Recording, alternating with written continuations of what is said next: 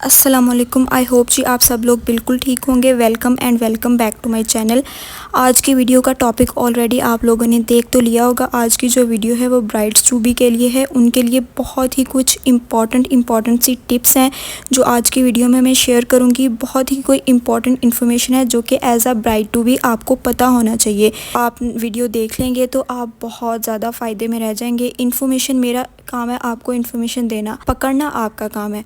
तो जी आज की वीडियो जो है ना वो हम शुरू करते हैं। सबसे पहली और इम्पॉर्टेंट टिप मैं हेयर के बारे में शेयर करूंगी आप लोगों के साथ। वो ये है कि आपने अगर हेयर कट चेंज करवाने का सोच रहे हैं या हेयर कलर चेंज करवाना है या केराटिन करवाना है या रिबॉन्डिंग करवानी है, ये सब काम आपने एटलीस्ट 1 मंथ पहले कर लेने हैं अपनी शादी से।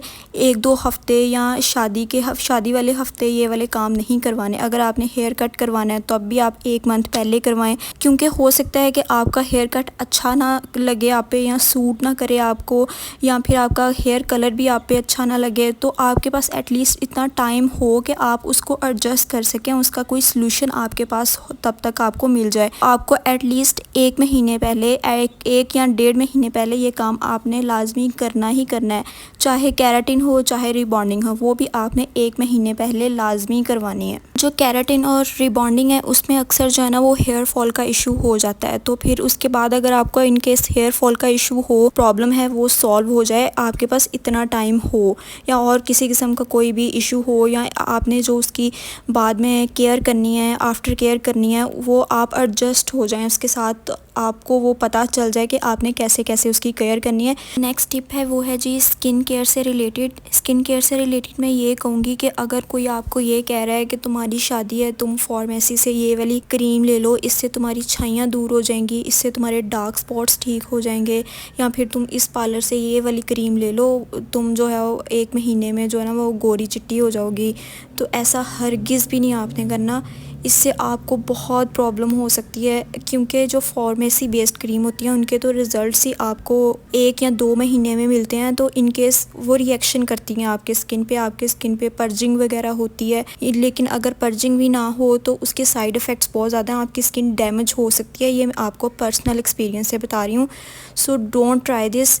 एटलीस्ट 1 से 2 महीने पहले आप कोई भी ऐसी चीज़ ट्राई मत करें। अगर आपने स्किन केयर प्रोडक्ट्स न्यू कोई ट्राई करना है तो आप 6 महीने पहले, 1 साल पहले ट्राई करें ये सब चीज़ें, लेकिन 1 से 2 महीने पहले आप कोई भी ऐसी चीज़ ट्राई ना करें। अगर आपने वो चीज़ पहले ट्राई की हुई है, अगर आपने कोई ऐसी क्रीम लगानी है जो आपने अपनी शादी के लिए है, तो आपने वो पहले यूज़ की हो, कभी 1 साल पहले या 6 मंथ पहले आपने वो यूज़ की हो, और आपको पता हो कि ये मेरी स्किन के साथ एडजस्ट है, ये मेरी स्किन पे किसी किस्म का कोई रिएक्ट नहीं करेगी, आपने वो चीज़ यूज़ करनी है। अगर आपने कभी भी कोई भी स्किन केयर नहीं की तो किसी के कहने पे आप अपनी स्किन पे कुछ मत लगाइएगा, हो सकता है कि आप प्रॉब्लम में आ जाएं।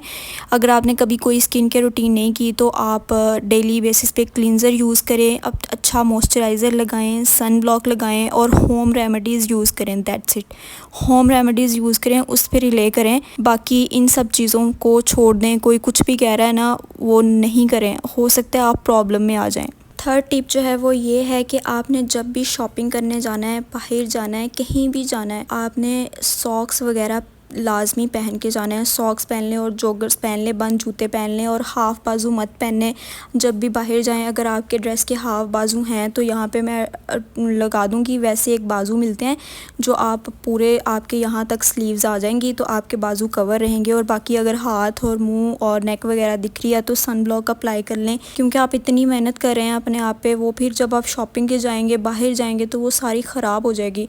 तो कोशिश करें कि सॉक्स वगैरह पहने और फुल स्लीव्स पहन के जाएं, और हाथ और पाँव जो जगह नज़र आ रही है ना आपकी, वहाँ पे आप सन ब्लॉक अप्लाई कर लें। फोर्थ टिप ये है कि अगर आपने कभी वैक्सिंग नहीं करवाई तो आप उससे पहले अपना पैच टेस्ट लाजमी करें, क्योंकि हमारी बॉडी पार्ट्स में कुछ जगह ऐसी होती हैं जहाँ पे हमें बहुत कोई सीरियस किस्म के पिंपल्स हो सकते हैं अगर हम वैक्सिंग करवाते हैं। जैसे हमारी टांगें और बाजू हैं ना, तो वहाँ पे हमें किसी किस्म का कोई ऐसा इशू इशू नहीं हो सकता, हमारे जो पिंपल्स वगैरह हमें नहीं आ सकते। लेकिन अगर हमारे नेक पार्ट हो गया या फिर हमारा बेली चेस्ट पार्ट बैक हो गया या फिर उसके अलावा बैक हो गया, इन सब पे हमें बहुत अगर वैक्सिंग होती है ना तो वहाँ पे बहुत सीरियस किस्म के पिंपल्स हो जाते हैं आपको, और वो टाइम लगता है उसको, 1 हफ़्ता लाजमी लगता है उसको जाने में।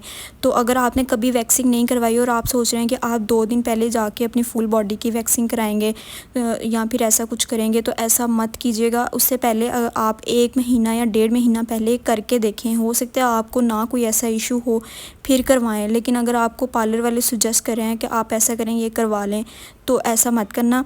अगर आपने पहले करवाई हुई है तो ठीक है, फिर उसके अगर आपने पहले ऑलरेडी वैक्सिंग करवाई हो, आपको पता है कि आपको जो है ना वो पिंपल्स वगैरह नहीं आ सकते, तो ठीक है, आप जो है ना अपनी शादी से 3 दिन पहले वैक्स करवाएं। 1-2 दिन पहले नहीं, एटलीस्ट 3 दिन पहले वैक्स करवाएं, ताकि आपकी रैशेज़ वगैरह जो भी कोई आपको इशू हो, रेडनेस हो, वो एडजस्ट हो जाए और आपकी स्किन नॉर्मल हो जाए। नेक्स्ट टिप ये है कि आपने अपना जो ड्रेस पहनना है अपने डे पे, या ज्वेलरी वेयर करनी है या शूज़ पहनना है, उसकी आपने लाजमी प्रैक्टिस करनी है। सबसे पहले तो आपने लेते वक्त उसकी प्रैक्टिस करनी है। ज्वेलरी लेनी है तो भी आपने उसको वेयर करके देखना है कि आपको वो कंफर्टेबल है कि नहीं है। ड्रेस लेना है वो भी आपने उसको अच्छे तरीके से वेयर करना है कि वो आपको कंफर्टेबल है कि नहीं। और शूज़ का भी ऐसे ही आपने पहन के देखना है, चल के देखना है कि कहीं आपको वो लग तो नहीं रहा, ऐसा कोई इशू तो नहीं हो जाएगा। क्योंकि आपने सुबह 8 बजे से या 9 बजे से तैयार होना शुरू होना है या तैयार होना है, तो फिर उसके बाद आप 11-12 बजे तक रात के, तो आपकी जो चीज़ है ना वो कंफर्टेबल होनी चाहिए। अगर आपने ले ली हुई हैं तो आप उसको पहन के देखें, प्रैक्टिस करके देखें कि वो ठीक है, आपको चल के देखें, सारी चीज़ें वेयर कर लें और उसके साथ प्रैक्टिस करके देखें कि आप एडजस्ट हैं, कंफर्टेबल हैं उन सब चीज़ों के सब के साथ। अगर नहीं हैं तो देखें आप किस तरह उसके साथ कंफर्टेबल हो सकते हैं, ताकि आप अपने बिग डे के लिए रेडी हो जाएं ऑलरेडी और कॉन्फिडेंट भी फील करें। नेक्स्ट टिप है जी मेकअप से रिलेटेड। मेकअप से रिलेटेड ये कि आपने जो अपनी शादी का मेकअप करवाना है उसके लिए आपने कभी भी एक्सपीरियंस नहीं करना। अगर तो कोई अच्छा सैलून है तो उनका इंस्टाग्राम अकाउंट होगा, उस पर उन्होंने मेकअप वगैरह, मेकअप की लुक्स वगैरह ऐड की हुई होंगी, तो ठीक है। या फिर लोगों ने इर्द गिर्द आपके किसी ने करवाया हो और आपने देखा हो और आपको अच्छा लगा हो, देन आप जाएं और करवाएं। लेकिन अगर आप सोच रहे हैं कि आप किसी न्यू पार्लर से करवा लेंगे ऐसे जाके, तो ऐसा आप मत करिएगा। अगर आप ट्राई भी कर रहे हैं तो आप एटलीस्ट 1 से 2 महीने पहले जो है ना वो जाना शुरू कर दें सैलून्स में। अगर आपको नहीं पता, आपने कभी नहीं करवाया, और देखें कि उनसे पिक्चर्स वगैरह मांगें, उनको कहें कि हमें दिखाएं आप लोग के पहले कैसे क्लाइंट्स थे, आपने कैसा मेकअप किया है उनका। अगर तो उनका इंस्टाग्राम अकाउंट नहीं है तो आप उनसे पिक्चर्स वगैरह मांगें, उनको बताएं कि हमें दिखाएं क्लाइंट्स की जो ऑलरेडी आप उनका मेकअप कर चुके हैं, ताकि आपको पता चले कि उनका कैसा मेकअप है। फिर आप देखें आपको अच्छा लगता है या नहीं लगता। पहली तो बात, कोशिश आजकल जितने भी कोशिश करें कि आप किसी अच्छे सैलून से मेकअप करवाएं, क्योंकि एक ही बार शादी है, एक ही बार मेकअप करवाना है। किसी अच्छे सैलून से करवा लेंगे जिनका ऑलरेडी लोगों को पता है, वो इंस्टाग्राम पे पोस्ट भी डाल रहे हैं, सब कुछ कर रहे हैं, आपने उनका मेकअप देखा हुआ है, लुक्स भी दे रहे हैं, सारी इंस्टाग्राम पे उनकी लुक्स हैं क्रिएट की हुई, और उसके अलावा भी उनकी सर्विसेज भी बहुत अच्छी हैं, लोग उनकी तारीफ़ भी कर रहे हैं, रिव्यूज़ बहुत अच्छे हैं उनके।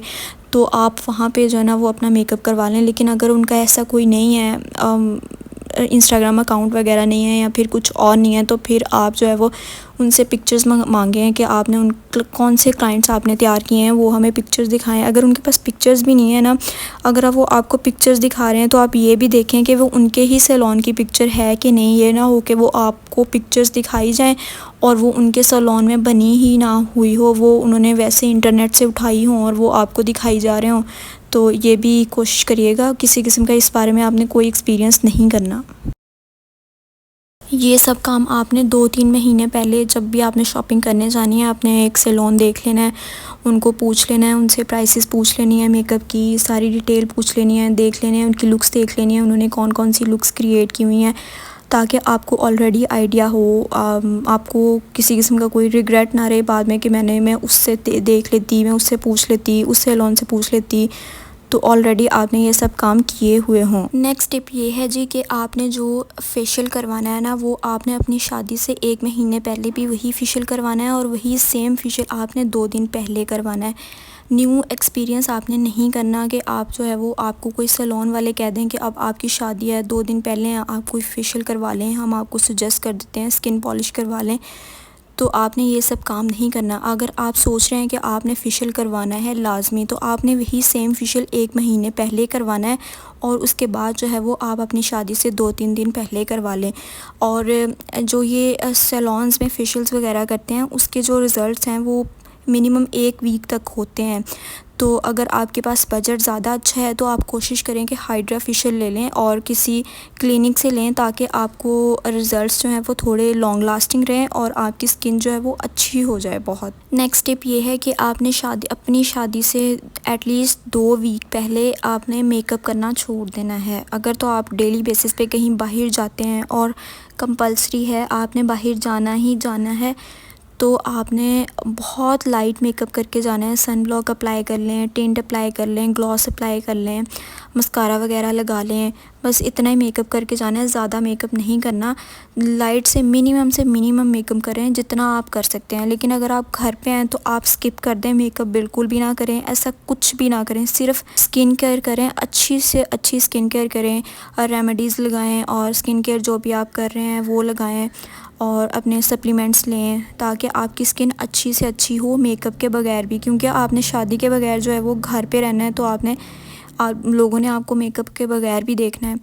तो आपका जो है ना वो शादी के दिन अच्छा लगना ज़रूरी नहीं है, सिर्फ उसके बाद भी आपको जो है ना वो आपकी स्किन पे ग्लो होना चाहिए, आपकी स्किन अच्छी होनी चाहिए उसके बाद भी। नेक्स्ट टिप ये है कि हमारी स्किन पे जो ग्लो का बहुत बड़ा राज ये है कि हमारी स्किन जो है ना वो हाइड्रेटेड होनी चाहिए। और हाइड्रेशन के लिए हमने क्या करना है, ज़्यादा से ज़्यादा पानी पीना है, अच्छी खुराक खानी है और अपने सप्लीमेंट्स लेने हैं, जैसे विटामिन सी हो गया या फिर सरबैक्स हो गया, या फिर उसके अलावा आप जो है वो अपनी स्किन अच्छी करना चाहते हैं, सरफेस क्लीन करना चाहते हैं, तो आप कोलेजन भी ले सकते हैं 1 दिन छोड़ के 1 दिन बाद। अगर आपकी एज नहीं है कोलेजन वाली तो 1 दिन छोड़ के 1 दिन बाद भी ले सकते हैं आपकी, ताकि जो सरफेस है वो क्लीन हो, वो एकदम स्मूथ सरफेस हो जाए। या फिर आप ग्लूटाथायोन भी ले सकते हैं अपनी स्किन को ब्राइट करने के लिए।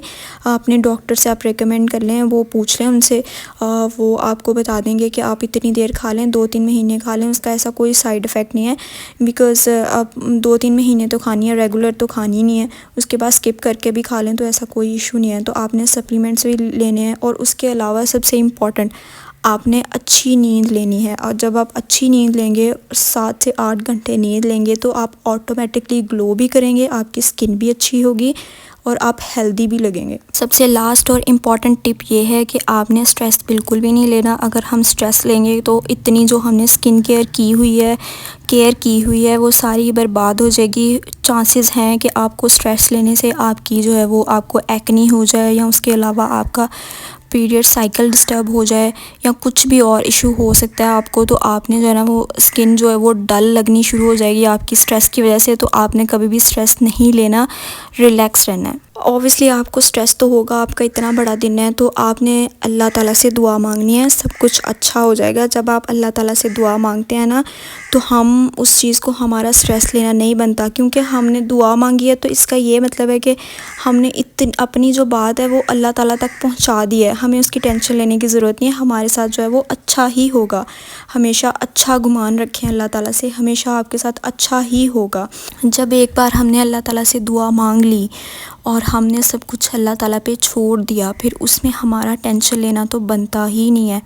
नेक्स्ट ये कि आपने, अगर आपको बहुत ज़्यादा टेंशन होती है तो आपने अपनी शादी वाले दिन जो है ना वो मसल रिलैक्सेंट जो है ना वो लाजमी खाना है, या फिर एक टैबलेट होती है जो आपको मेडिकल स्टोर से मिल जाएगी, वो आपने पूछ लेना है मेडिकल स्टोर वालों से। वो टैबलेट जो है ना वो इसलिए होती है ताकि आप घबराएं ना, आप नॉर्मल रहें, आपको टेंशन ना हो। एंजाइटी, स्टेज ऑफ एंजाइटी के लिए वो मेडिसिन होती है। तो आप जिस दिन आपकी शादी है वो सुबह टाइम आप ले लें। अगर आपको बहुत घबराहट होती है, आपकी टांगें कांपने लग जाती हैं, या फिर आपका जो वो बीपी डाउन हो जाता है, तो आपने वो वाली एक टैबलेट सुबह खा लेनी है। अब डेली नहीं खानी कि आप सोचें कि आप ससुराल चले गए हैं, डेली टैबलेट ये खानी शुरू कर देते हैं, नहीं, जिस दिन आपकी शादी है, अगर आपको बहुत ज़्यादा घबराहट होती है तो उस दिन आप वो ले लें, खा लें, ताकि आप जो है ना वो नॉर्मल रहें, आपको टेंशन ना हो और आप अपनी शादी जो है ना वो अच्छे तरीके से इंजॉय कर पाएँ। बाकी जी ये जी थी आज की वीडियो। बाकी अल्लाह ताला आपको बहुत बहुत ज़्यादा खुशियाँ दे, आपकी ज़िंदगी जो है वो बहुत अच्छी गुज़रे। नेक्स्ट आपको हर तरह की खुशी मिले, हर तरह की कामयाबी आपकी ज़िंदगी में मिले। ये जी थी आज की वीडियो। आई होप सो आपको वीडियो बहुत अच्छी लगी होगी और यहाँ तक वीडियो देखने के लिए thank you so much. Next video तक के लिए अल्लाह हाफिज़।